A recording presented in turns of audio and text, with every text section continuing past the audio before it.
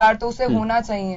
चलिए, राजेंद्र सिंह जी हमारे साथ में हैं और वर्षों तक इन्होंने पुलिस में, राजस्थान पुलिस में सेवाएं दी हैं, लंबा एक एक्सपीरियंस है। राजेंद्र जी, मैं आपसे ये जानना चाहूंगा कि हो सकता है कि सरकार की प्राथमिकता बदलती हो, लेकिन महिलाओं को सुरक्षा देना, मुझे लगता है ये तो पुलिस की वर्षों से प्राथमिकता होनी चाहिए। हाँ योगेंद्र जी, ये बात आप सही कह रहे हैं। पुलिस की प्राथमिकता है महिलाओं को, बच्चों को, विकलांगों को, दलितों को, इनकी सुरक्षा करना उसकी प्राथमिकता में है। और मैं समझता हूं कि ये जो प्रिवेंटिव एक्शन है अभी जो लिया जा रहा है, मैं इस तरह का प्रिवेंटिव एक्शन है पुलिस हमेशा लेती है। ये खासकर जब तक सेशन शुरू होता है उस वक्त तो जनरली हमेशा लिया जाता है। ये कारण क्या है कि पुलिस के प्रोविजंस है पहले से ही, डे पेट्रोलिंग है, इवनिंग पेट्रोलिंग है और उसके बाद में नाइट पेट्रोलिंग है। तो दिन की जो पेट्रोलिंग होती है उसमें सार्वजनिक स्थानों पर पुलिस के कर्मचारी है वो जाते हैं और संदिग्ध व्यक्तियों से पूछताछ करते हैं। और उसी दृष्टिकोण से ये जो एक्शन आपका एंटी रोमियो जो स्क्वाड जो बनाए गए हैं, मैं समझता हूं वो जो पहले गश्त करती थी टीम, उसी को इसका नाम दे दिया गया है। वो टीम है वो पहले से ही दिन की जो गश्त थी उसमें जा रही थी और जाती है और पहले से भी जाती आई है। और वो किया गया राजेंद्र जी नहीं, मैं आपके पास में आ रहा हूं, बिल्कुल आपको पूरा दिन की जो गश्त है वो बैंकों में भी जाते हैं पुलिस के कर्मी, वहां पे भी क्या है कि जेब कटने की घटनाएं होती है, चीटिंग की घटनाएं होती है। जो वित्तीय संस्थान होते हैं वहां पे भी जाते हैं और जिस पब्लिक प्लेसेज होते हैं वहां पे भी जाते हैं। परंतु ये जो अलग से स्क्वाड बनाया गया इसकी मंशा अलग है। बेसिकली क्या है कि पिछले कुछ समय से ऐसा लग रहा है कि महिलाएं कुछ लाचारी महसूस कर रही है। महिलाओं के साथ उनके जो परिवारजन जाते हैं वो भी लाचारी महसूस करते हैं कि सार्वजनिक स्थान होते हैं, जैसे बस स्टैंड हुआ, जैसे कॉलेज के बाहर है, स्कूल के बाहर है, कहीं कोई ऐसा कोई मनोरंजन का जो स्थान है उसके बाहर है, वहां कुछ लड़के हैं वो खड़े हो जाते हैं और ग्रुप में खड़े हो जाते हैं और उसके बाद में लड़कियों के साथ छेड़छाड़ करते हैं, महिलाओं के साथ छेड़छाड़ करते हैं। और उस समय अगर उनके कोई परिवारजन होते हैं तो वो भी इस स्थिति में नहीं होते कि वो उनके को कुछ कह सके, क्योंकि ये संभावना रहती है कि बात ज्यादा बिगड़ नहीं जाए। और अगर बात बिगड़ती है तो उसमें बच्ची का भविष्य वो सामाजिक रूप से काफी नुकसान पहुंचता है। इसी दृष्टिकोण से जो परिवारजन होते हैं वो भी उसको सहन करते हैं और वो जो सहन करने की जो पद्धति है या जो हमारी आदत है उसके कारण से उनके हौसले बढ़ते हैं और वो बड़ी घटनाएं करते हैं। ये जो एक नया जो एक ये लाए हैं, नया एक योजना जो इन्होंने बनाई है, उसका निश्चित रूप से महिलाओं को फायदा होगा, उसका अपराधों की रोकथाम में भी फायदा होगा और इसमें कोई बुराई भी नहीं है। अगर कोई व्यक्ति अगर किसी बस स्टैंड पे 2-4 लड़कों के रूप में, ग्रुप के रूप में खड़े हैं, तो उनसे अगर ये पूछा जाए भाई तुम्हारा नाम बता क्या है, तुम यहाँ क्यों खड़े हो, किस तरह से खड़े हो, क्या बात है, तो इसमें कोई किसी प्रकार की, मैं समझता हूं किसी को कोई समस्या भी नहीं होनी चाहिए। कानूनी रूप से भी पुलिस इसमें सक्षम है। पुलिस किसी भी व्यक्ति से किसी भी समय उसको अगर संदिग्धता लगती है तो उससे पूछताछ कर सकती है, उसको पूरा उसके बारे में उसकी पूरी आइडेंटिफिकेशन ले सकती है। तो अब आपने इसमें एक सवाल जरूर खड़ा किया है, वो बहुत ज्यादा लोगों को अखर रहा है और खासकर विपक्ष के लोगों को वो इस बात को सामने ला रहे हैं कि पुलिस को इतने अधिकार देने से कहीं पुलिस उसका दुरुपयोग नहीं कर ले। ये बात बिल्कुल सही है।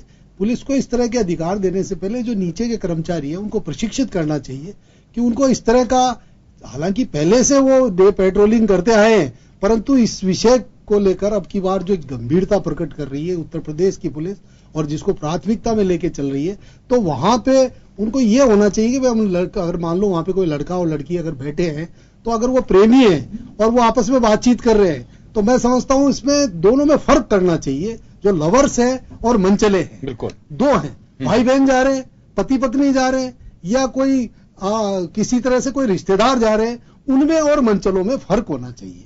मनचले उनका क्या, किस तरह का क्या उनकी मनोवृत्ति है उसको पहचानने वाली बिल्कुल आप सही फरमा रहे हैं। और ये आज की एक कुछ जानकारी भी इसी तरह की है कि 2 बहन भाई थे, उन्होंने अपने आधार कार्ड तक दिखाए कि देखिए हमारे पेरेंट्स एक हैं और हम दोनों बहन भाई हैं। उसके बावजूद भी उसको अलग ले जाकर के दोनों से बातचीत की जा रही है। जब फोटो दिखा रहे हैं कि हमारा आधार कार्ड है, आप इसकी डिटेल देख लीजिए, वो बच्ची को रोते हुए भी उसमें दिखाया कि वो उसको ये स्पष्टीकरण पूरी तरह से देना पड़ रहा है कि आगरा की घटना थी शायद ये, जिसमें बताना पड़ रहा है उसको कि ये मेरा भाई है और मैं इसकी बहन हूं, ये हमारे आधार कार्ड में बैग में से निकाल करके दिखा रहे हैं कि हम थोड़ा वक्त है हमारे पास तो इस वजह से हम यहाँ घूम रहे हैं।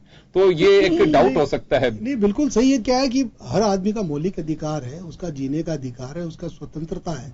तो उसमें अगर कोई दखलंदाजी अगर पुलिस करेगी गैर कानूनी तरीके से, तो वो निश्चित रूप से समाज को, हमारे कानून को, हम सब लोगों को अखरेगी।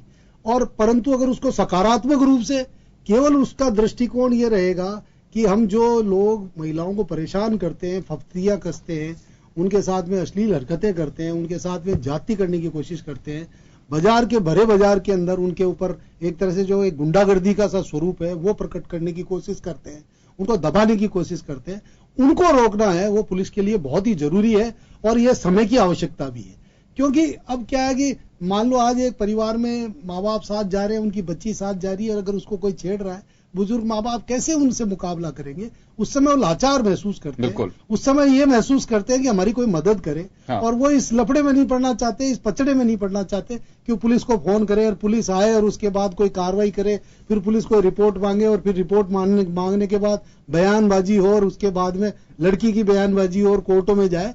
ये एक तरह से निरोधात्मक कार्रवाई है, प्रिवेंटिव एक्शन है, और इससे समाज में महिलाओं की सुरक्षा बढ़ेगी, निश्चित रूप से बढ़ेगी, बालिकाओं की सुरक्षा बढ़ेगी, बच्चियों की सुरक्षा बढ़ेगी, और एक वातावरण तैयार होगा, समाज में एक वातावरण तैयार होगा, और स्कूलों के बाहर, कॉलेजों के बाहर, बड़े बड़े स्थलों के बाहर, कि वहां कोई भी अगर इस तरह की हरकत करने की कोशिश करेगा तो मैं समझता हूं अब कई जगह पर पुलिस जा रही है, फिर पुलिस की भी जरूरत नहीं रहेगी, समाज भी आगे आएगा और ऐसे लोगों को ठीक करने की कार्रवाई करेगा। एक बार बुलबुल आपके पास में आना चाहूंगा कि अभी भी बात राजस्थान की राजधानी जयपुर की करें हम, ऑपरेशन गरिमा चलता है जिसमें बाकायदा जगह जगह लिखा भी होता है कि आप इसके तहत अगर कोई किस तरह का मिसबिहेव आपके साथ में हो रहा है तो आप इंफॉर्मेशन दे सकते हैं, और कलेक्टर के अधिकार क्षेत्र में वो आता है पूरा, उसकी मॉनिटरिंग भी वही करते हैं। पुलिस कमिश्नर ने, पिछले वालों ने एक ऐप भी चालू किया था कि आपको अगर ऐसा कुछ हो तो आपका सहयोग करेगी पुलिस, उसमें भी आप डाल सकते हैं। मैं ये जानना चाहता हूं कि हमारे यहाँ पे हो चाहे उत्तर प्रदेश हो, बच्चियों की मुश्किलें कम हो, उनके साथ किसी तरह की हरकतें ना हो, इसे बचाने के लिए अलग अलग प्रदेशों में अलग अलग तरीके के ऑपरेशन चलते हैं। क्या कभी इफेक्टिव होते हुए देखा है यहाँ पे ऑपरेशन गरिमा हो, या जो ऐप है उसके जरिए, या फिर आप कंट्रोल रूम को सूचना देते हैं? और जबकि आप लोगों के यहाँ तो एक विशाखा कमेटी भी बनी होती है, चाहे स्कूल्स हो या फिर वर्किंग प्लेसेस जहां पे हैं वहां पे हो, तो कुछ इतनी सारी चीजें हैं, कभी कोई उपयोग में लेते हैं इनको, या फिर कोई ये मान के चलते हैं कि कोई मदद नहीं करता है? इफेक्टिव क्यों नहीं है ये इफेक्टिव इसलिए नहीं है, सबसे पहले तो मैं बताना चाहूंगी कि रोड पे चलने वाली हर एक महिला शिक्षित नहीं है, ऐप जो नॉर्मली महिला नहीं चला सकती है। दूसरा, एंड्रॉइड फोन हर किसी के पास नहीं है। कुछ लड़कियां हैं अब जो 9th 8th क्लास की गर्ल्स है तो उनको घर वाले मोबाइल प्रोवाइड नहीं करा सकते।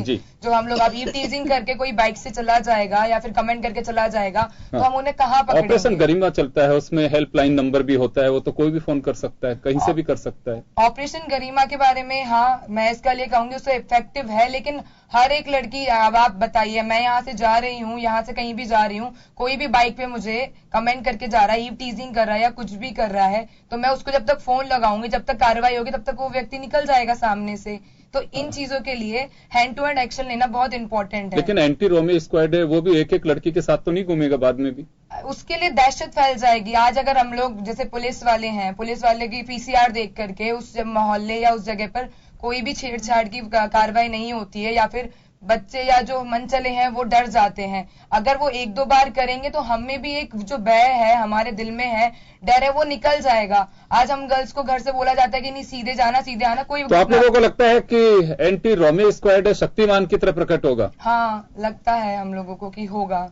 हर चीज के नेगेटिव और पॉजिटिव पॉइंट्स होते हैं, मेरे को लगता है कि इसका कुछ समय बाद में इस तरह के ऑपरेशन अलग अलग नाम से चलाने चाहिए, ये लगता है क्या कि कुछ दिन तो वो इफेक्टिव रहे, बाद में उनकी भी स्थिति गरिमा और ऐप जैसी होगी? नहीं, ये जो है ये एक्शन में आ रहा है, वो चीज तो हम मानते हैं कि गरिमा जो इनकी स्थिति की तरह नहीं होगा, इसका बहुत अच्छा है। और गुलाब चंद कटारिया जी ने भी कहा है कि वहां सक्सेसफुल होता है तो हम यहाँ पर चलाएंगे, तो अगर वहां पे अगर सक्सेसफुल होता है तो हम कहेंगे, और जिम्मेदारी से निभाएं, पुलिसकर्मी इसको जिम्मेदारी से लें ना। जैसे कि अभी सर ने कहा कि इसको प्रशिक्षण बहुत इंपॉर्टेंट है। आपने बताया एक केस की आगरा में लड़का लड़की भाई बहन भी हो सकते हैं, पति पत्नी भी हो सकते हैं, तो उन लोगों के साथ ना हो ये कार्रवाई। तो इसको बहुत जिम्मेदारी से ले, सरकार भी ले, पुलिसकर्मी भी ले, और हमारा जो समाज है जो आज एक छेड़छाड़ की भावना होती है। चलिए मैं वापस आऊंगा आपके पास में। नगेंद्र जी, मैं आपसे मुखातिब हूंगा। देखिए, ये बात सही है कि कोई भी नवाचार होता है उसमें कमियां जब एक्शन में आते हैं तो ही आती हैं, और उसी से पता लगेगा कि इसमें क्या लेकुनाज हैं जिन्हें दूर करने की जरूरत है। अभी जैसे बात सामने आई कि 2 बहन भाई हैं, वो आधार कार्ड ऑफिसर्स की नजर में आएगा, हो सकता है कि काउंसलिंग या फिर इसका रिव्यू करेंगे, क्राइम बैठक होगी, तब कहा जाएगा कि अगर कोई बहन भाई है, जैसे राजेंद्र जी ने कहा कि बात सही है कि पुलिस एक्ट में ये राइट है, पुलिस को किसी भी व्यक्ति से पूछताछ की जा सकती है कि आप कौन है, कहां से आए हैं, किस मकसद से यहाँ पे आए, किन के यहाँ पे जाएंगे, और मुझे लगता है कोऑपरेट भी करना चाहिए पुलिस को। कई बार इन सब चीजों को लेकर के लोग इसी को जाति कहना शुरू कर देते हैं कि साहब मेरे से किस आधार पे पूछा उन्होंने कि आप कौन है। ये पूछा जा सकता है, और कई बार ऐसी चीजें हुई हैं कि ऑफिसर से ही पूछ लिया जाता है कि नहीं पहचानता है कोई कांस्टेबल आपको, अगर वीआईपी मूवमेंट पे कहीं पे लगा हुआ है और वो पूछ लेता है सर आप कौन है, तो पूछा जा सकता है। मुझे लगता है कि परिचय देने में या आपके पास में आपकी जानकारी है तो वो परिचय पत्र है तो आपको बताना चाहिए, इसमें नाराजगी नहीं होनी चाहिए। जब इस तरह के ऑपरेशन होंगे तो बहुत सारी चीजें सामने आएंगी, हो सकता है उन्हें दुरुस्त किया जाए, लेकिन आपको लगता है कि अब समय की डिमांड है कि इस तरह की हरकतों पर लगाम लगाया जाना चाहिए? देखिए, बिल्कुल समय की डिमांड तो है ही, क्योंकि जिस तरीके से महिलाओं के प्रति अपराधों में जो वृद्धि हो रही है, खासकर हमारे राजस्थान भी जो है तीसरे नंबर पे आता है, और आंकड़े गलत हैं आपके। गुलाबचंद कटारिया जी जो जवाब दिलवाऊंगा आपसे, मैं बिल्कुल ब्रेक से पहले आप ही से जवाब दिलवाऊंगा। निमिषा जी, मैं जवाब दिलवाऊंगा। जी, अभी एक बार जरा जी बोले, अभी एक बार मैं जवाब दिलवाऊंगा। हाँ बताइए। तो इस तरह की स्थिति महिलाओं के साथ लगातार हो रही है, लेकिन योगेंद्र जी, जैसा कि मैंने पहले भी कहा कि सिर्फ महिला सुरक्षा के नाम पर आप कोई एक एंटी रोमियो स्क्वाड बनाकर और तुरंत पुलिस को डिस्क्रिशनरी पावर आपने दे दी, बिना उसके ऊपर पूरा विचार की कि इसके क्या सकारात्मक और क्या नकारात्मक परिणाम आएंगे। जो आपत्तियां मैंने बताई उसमें कहीं उसको और भी विस्तारित रूप से जो है राजेंद्र सिंह जी ने उसको बता दिया। आपको कोई पावर दे नहीं रहे, नहीं पावर तो ऑलरेडी है पुलिस के पास। पुलिस के पास पावर है, लेकिन पावर का मिसयूज नहीं है। पुलिस जो है पावर का यूज ऐसा कुछ नहीं है। पुलिस किस तरीके से आप देखिए, आप कह रहे हैं कि ये नाम ऑपरेशन रोमियो हो सकता है, इस तरह के ऑपरेशन आए दिन होते रहते हैं, और मैं तो कहना चाहूंगा जब सेशन स्टार्ट होता है ऑपरेशन नवंबर दिसंबर कई बार वो गर्ल्स कॉलेज और ये जो जगह होती है उनको चारों तरफ से राउंड अप करके, संविधान में संशोधन नहीं हुआ है, इसमें कोई नया कानून नहीं बना है, इसमें नया कोई अध्यादेश जारी नहीं हुआ है, जो कुछ है वही रहेगा। पहले से ही प्रचलित कानून है, उन कानूनों में इनका प्रावधान है।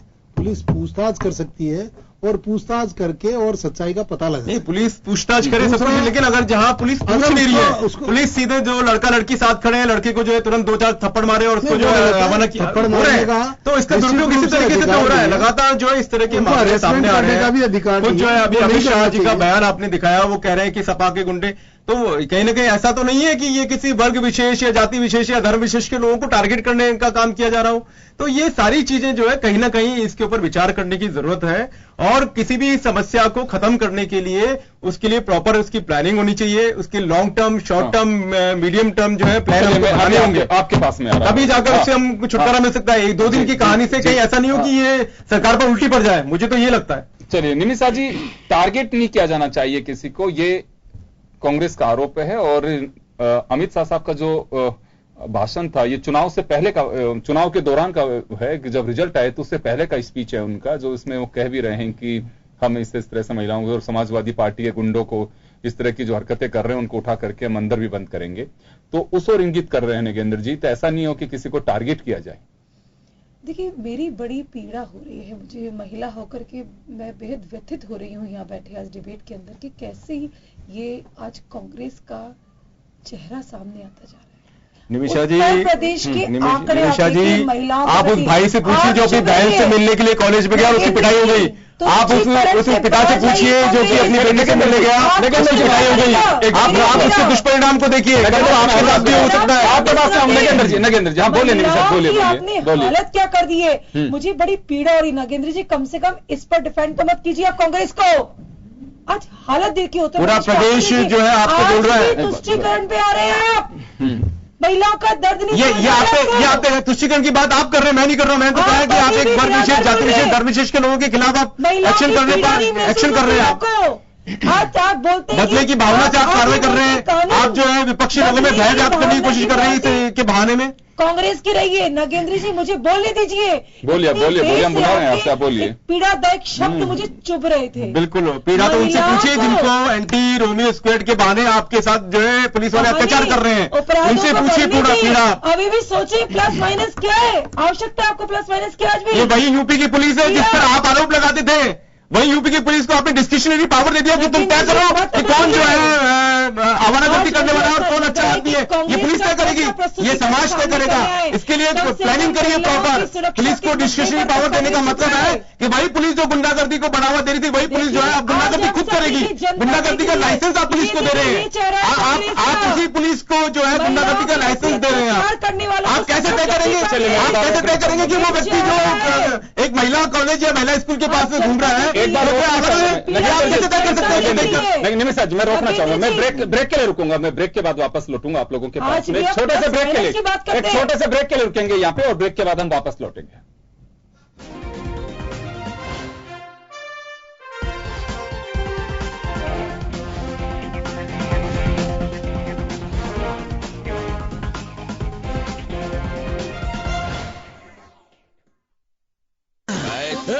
रामगढ़ में टावर जाना का है मास्टर? ठाकुर साहब की हवेली जाना है। जाना तो है ठाकुर रिजॉर्ट। और कह रही हूँ ठाकुर हवेली। लो आ गए तुम लोग। ठाकुर साहब यहाँ तो सब बदल गया। पर अपने लोग नहीं बदले। मैं राधा बोल रही हूँ। राधा मैं तुम्हें लेने आया हूँ। राधा BSNL अपनों को से जोड़े।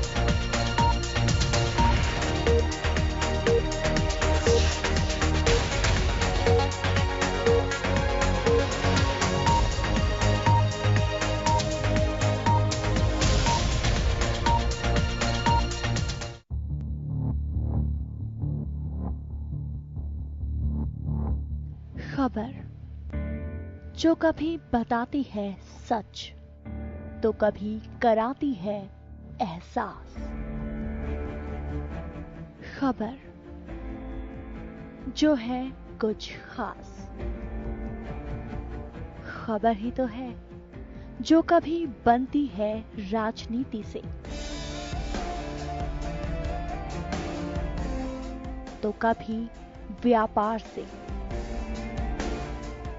कभी आती है खेल से तो कभी मनोरंजन से, कभी खुशी से तो कभी गम से।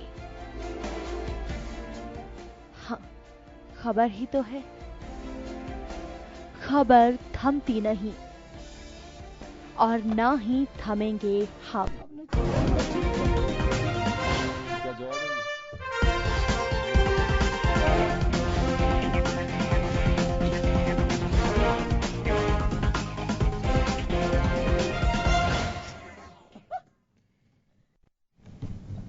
ब्रेक के बाद एक बार फिर आपका स्वागत है। आप देख रहे हैं खास खबर और हम चर्चा कर रहे हैं एंटी रोमियो स्क्वाड जो उत्तर प्रदेश में लागू की गई है मंचलों पे लगाम लगाने के लिए। इसको लेकर के जैसे मैंने पहले भी कहा कि मकसद अच्छा हो सकता है और पुलिस को पावर पहले से भी है ये कि आप इस तरह की हरकतों को रोकने के लिए आपके पास में ताकत है। नया है तो केवल नाम है। और ऑपरेशन रोमियो के नाम से राजस्थान में भी कई बार कई ऑफिसर चलाते हैं। इस तरह की कोई नई चीज नहीं है, लेकिन अब एक नए अंदाज में से पेश किया जा रहा है और चर्चाओं में भी है क्योंकि महंत आदित्यनाथ मुख्यमंत्री उत्तर प्रदेश वो जो एक्शन ले रहे हैं अभी सबकी निगाहें कि बाबा का अगला प्लान क्या होगा। तो ये भी एक प्लान है और इसमें पहले से भी कहा गया। हमने आपको सुनवाया था भाजपा के राष्ट्रीय अध्यक्ष अमित शाह उनका बयान, जिसमें उन्होंने कहा कि समाजवादी पार्टी के गुंडे नगेंद्र सिंह कांग्रेस के युवा नेता हैं। उनका साफ कहना है कि अच्छा है, मंचलों पे लगाम लगनी चाहिए। हर किसी अभिभावक की, बहन भाई, परिवार के सदस्य सबकी इच्छा ये होती है, लेकिन किसी को टारगेट नहीं किया जाना चाहिए कि जब श्रीमुख से इस तरह के शब्द निकल रहे हैं तो इसकी गारंटी क्या है कि किसी को टारगेट नहीं किया जाएगा। ये एक ऑब्जेक्शन की बात है। और निमिषा जी, मैं ब्रेक से पहले आपके पास में थे, मौका आप ही को दूंगा। मैं ये जानना चाहूंगा कि देखिए, मैं तो इस बात के पक्ष में हूं कि बहुत सारी चीजें जब निकल करके आती हैं उन्हें दूर करने की गुंजाइश होती है, सुधार किया जा सकता है। लेकिन प्रतिपक्ष का यह आरोप है कि अमित शाह साहब जिस तरह से स्पीच दे रहे हैं, बस वो कुछ हकीकत में ना हो। अगर गुंडा है, कोई किसी पार्टी का हो सकता है, उसको आप अंदर डालिए, लेकिन ये नहीं हो कि अमुक पार्टी का व्यक्ति है या अमुक पार्टी का कार्यकर्ता है, उधर से निकल रहा है, इसको पकड़िए। अपराधी अपराधी होता है, उसका ना कोई धर्म होता है, ना जाति होती, ना दल होता है, और उसके साथ वही दंड दिया जाता है जो एक अपराधी को दिया जाना चाहिए। क्यों राजेंद्र जी, ठीक कह रही हूं मैं कि अपराध वो बताएंगे, उनका मौका आएगा, बताइए। दूसरी बात है कि देखिए, आज कांग्रेस की जो हालत हो चुकी है विरोध के लिए विरोध, जब उत्तर प्रदेश के आंकड़े हम देखते हैं, उत्तर प्रदेश की हालत देखते हैं, और महिला के उत्थान और महिला के सशक्तिकरण में उनकी सुरक्षा सबसे पहल है, आवश्यकता है। और जब हम पुराने घटनाक्रमों को भी देखेंगे तो घटनाएं क्या हुई और जब सच्चाई सामने क्या आती है, ऐसे अपवादी हमारे सामने देखे गए। और जब कांग्रेस का विभत्सकारी चेहरा सामने आता है, बड़ी पीड़ा होती है मन में कि कम से कम कहीं तो रुको। कौन सा विभत्सकारी चेहरा? कैसा विभत्सकारी चेहरा बताइए तो सही। क्या, कौन सा विभत्सकारी चेहरा? विभत्सकारी चेहरा तो आपका सवाल का जवाब। निमिषा जी, अभी आपको बीच में रोका इन्होंने, नगेंद्र जी ने कह रहे हैं कि कांग्रेस का वो चेहरा थोड़ा समझाना चाहते हैं, जरा सा विभत्सकारी चेहरे की बात। लोग भूले नहीं है जब आपके 5 मंत्री महिला उत्पीड़न के मामले में जेल में गए, हालात क्या से क्या हो चुकी थी, पूरे प्रदेश से छुपा हुआ नहीं है। तो कृपया करके मैं तो आपके मतलब भाजपा के अंदर क्या बिल्कुल 5-7 लोग हैं। अभी हाल ही जो है आपके गुजरात को हटाने की एक महिला के साथ गैंगरेप किया आपके पार्टी के लोगों ने, और आपकी सरकार जो उनको बचाने में लगी हुई है। आप कैसी बात कर रहे हैं? इस तरह की बात करने का अधिकार आपको नहीं है। आप देखिए, कानून अपना काम करता है, जो गलत है वो जेल में जाएंगे, कानून अपना काम करेगा, अदालत अपना काम करेगी। लेकिन आप ये बात करें कि पुलिस जो है, पुलिस को ही आप दंड देने का अधिकार देंगे।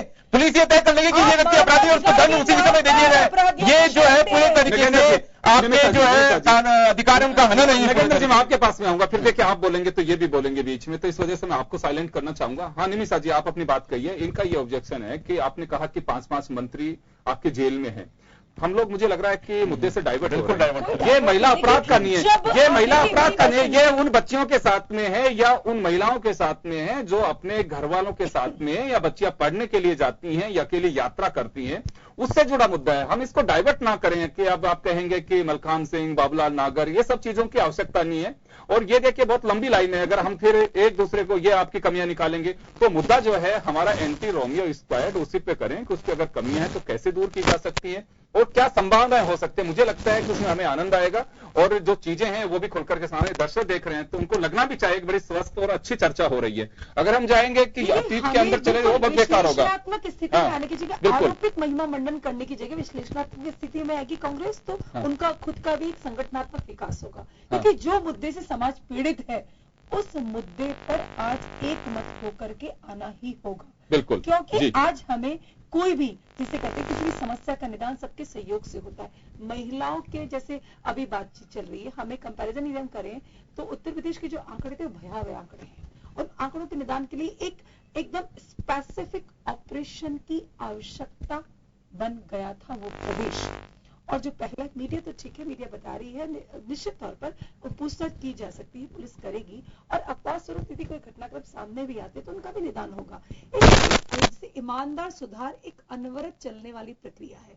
आज भाजपा जो है अपनी कथनी करनी में अंदर नहीं रखती है। अभी देखिए, जिस तरह से हमारे योगी आदित्यनाथ जी ने 100 दिन का एजेंडा तय किया है, एक शॉर्ट टर्म टारगेट, एक लॉन्ग टर्म टारगेट, ऐसे लेकर के वो चल रहे हैं। उत्तर प्रदेश की स्थिति जो है, 27 साल यूपी बेहाल करके तो आप उत्तर प्रदेश में एंटर हुए, फिर आपने जिस तरह से बेहाल लोगों का साथ निभा करके अपनी स्थिति पैदा कर दी, तो अब कम से कम आप एक समीक्षात्मक भूमिका में आइए, और आइए समाज की इन बुराइयों को दूर करने में सरकार के साथ सहयोग कीजिए, ना कि एक प्रश्न लगा करके खुद के संगठन को कटघरे में खड़ा कीजिए।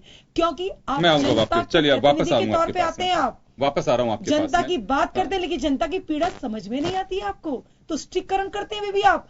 आप ये देश आज आपने 2 कैटेगरी में बांटा है, सिर्फ 2 वर्ग में, राष्ट्र प्रेम, राष्ट्रद्रोह। छठ के सामने आप भी कीजिए, हमें भी करने दीजिए और जनता को भी इस देश से प्रेम करने दीजिए। चलिए, आपने राष्ट्र प्रेम, मुझे लगता है कि एंटी रोमियो जो ऑपरेशन है ये राष्ट्र प्रेम और देश प्रेम या प्रदेश प्रेम, ये इससे थोड़ा सा डिफरेंट है। और मुझे लगता है कि उन महिलाओं को सम्मान से जीने का हक है योगेंद्र जी। पीड़ा तो मुझे तब होती है जब ऐसे नवाचार का स्वागत करने की जगह, समीक्षात्मक करने की जगह कटघरे में करने। एक पॉपुलर नेम है रोमियो, उसको लेकर के किया कि ठीक है यदि आप बनते हैं, इस तरह से करते हैं और ईव टीजिंग करते हैं तो उनको रोका जाएगा और उससे सशक्तता बढ़ेगी, महिलाओं की सहभागिता बढ़ेगी। जिस तरह से भाजपा के प्रति मताधिकार का ऑपरेशन पे कोई सवाल खड़ा नहीं कर रहा, ऑपरेशन पे सवाल नहीं खड़ा कर रहा है कोई भी, ऑपरेशन में बिल्कुल सवाल खड़ा नहीं कर रहा है। ये सब हरकतें लगनी चाहिए। कोई आकर के नहीं कहेगा कि पार्क में अगर कोई बच्ची बैठ के पढ़ाई कर रही है, बहुत सारे बच्चे होते हैं कि जो बस का 4 घंटे अगर उसको पढ़ाई कर रहा है, नहीं, अगर उसको कोई पढ़ाई कर रहा है और उसके पास में जाके कोई छेड़छाड़ करेगा तो बिल्कुल उसके जूते पड़ने चाहिए। इसमें चाहे कांग्रेस हो चाहे बीजेपी, मुझे नहीं लगता कि कोई इसमें ऑब्जेक्शन करेगा। कांग्रेस का ऑब्जेक्शन यह है कि अमित शाह साहब जिस तरह से स्पीच में बोल रहे हैं उसको लेकर के कि इसका राजनीतिकरण नहीं किया जाना चाहिए एजेंडे का, वो सबसे बड़ी बात है। चलिए, मैं राजेंद्र जी से मुखातिब हूंगा। राजेंद्र जी, देखिए, ऑपरेशन पहले से भी चलते आ रहे हैं और आते रहे हैं। बुलबुल हमारे साथ में बैठी है कि शायद हो सकता है कि इससे एक नया रूप होगा और जैसे कहा भी कि हाँ, शक्तिमान की तरह की रोमियो, एंटी रोमियो स्क्वाड है, वो प्रकट भी होगा। ये एक बड़ी उम्मीदें हैं इस ऑपरेशन से कि ये मैं आपसे जानना चाहूंगा कि आपने हालांकि कह दिया कि इस तरह के ऑपरेशन चलते रहते हैं, नाम हो सकता है कि अलग हो, तो आपको लगता है कि कुछ नयापन होगा या नए अंदाज में इसमें कुछ होगा या फिर कुछ मंचलों के जीपीएस लगा दिए जाएंगे कि उनकी एक्टिविटी का पता चल जाएगा, ऐसा कुछ लगता है कि एक्स्ट्रा कुछ नया होगा? नहीं, अभी तो ऐसा है योगेंद्र जी, ऐसी कोई बात सामने नहीं आई। अभी तो केवल यही है कि पुलिस है वो जो भी सार्वजनिक स्थान है, स्कूल कॉलेज है, उनके बाहर ये इस तरह के जो मंचले हैं उनको ढूंढ रही है, उनसे पूछताछ कर रही है और अगर कोई ऐसा कर रहा है बदमाशी तो उसको पकड़ भी रही है। पर मैं समझता हूं कि इसमें 2-3 बातें बड़ी महत्वपूर्ण है जी। पहली बात तो ये है कि इसमें वहां की सरकार को, इसमें वहां की जो बच्चियां हैं उनको, उनके अभिभावकों को, कुछ राजनीतिक दलों के लोगों को लेके कमेटी बनानी चाहिए और उसमें ये विचार करना चाहिए कि इसको हम और किस तरह से अच्छा इंप्रूव करके और इसको समाज में प्रेषित कर सके, ताकि ये जो एक विरोध का भाव पैदा हो रहा है, इसको लेकर जो एक राजनीतिक वातावरण तैयार हो रहा है वो नहीं हो और उसमें सभी समुदायों के लोगों को लेकर और इसमें जिसको कहते हैं ना सर्वसम्मति सी कायम करके और फिर इसको एक नए रूप में प्रकट करे। दूसरा, इसकी प्लानिंग करे पुलिस विभाग के साथ मिलकर, क्योंकि मैं नहीं समझता कोई भी अभियान पुलिस विभाग में लंबे समय तक चलता है, क्योंकि पुलिस की प्राथमिकताएं बदलती रहती है। पुलिस पहले ही ओवरबर्डन है, पुलिस के पास पहले से ही 5 नए क्षेत्रों के काम है। पहला वीआईपी ड्यूटी का है, लॉ एंड ऑर्डर का है, आजकल परीक्षाएं भी पुलिस को करानी पड़ रही है, आजकल और भी ऐसे कामकाज हैं, चुनाव है, आज आपके चुनाव भी कई तरह के हो गए, आपके नगर पालिकाओं के, पंचायतों के, विधानसभाओं के, लोकसभाओं के, तो ये सब काम पुलिस को कराने पड़ रहे हैं। उन सब कामों के बीच में अपराधों का अनुसंधान भी है, न्यायिक प्रक्रियाएं भी है, इसके अलावा भी कानूनी जो भी प्रशिक्षण है हम पुलिस के उनका भी और एडमिनिस्ट्रेटिव वर्क भी है। उन सबको मिलाकर अगर हम ये सोचे कि इस प्रोसेस को एक बहुत लंबे समय तक पुलिस चला पाएगी, मैं समझता हूँ इसमें मुझे थोड़ा शक है। कोई भी सरकार इसको एक लंबे समय तक जब तक नहीं चला सकती जब तक कि इसके लिए एक विशेष व्यवस्था नहीं हो।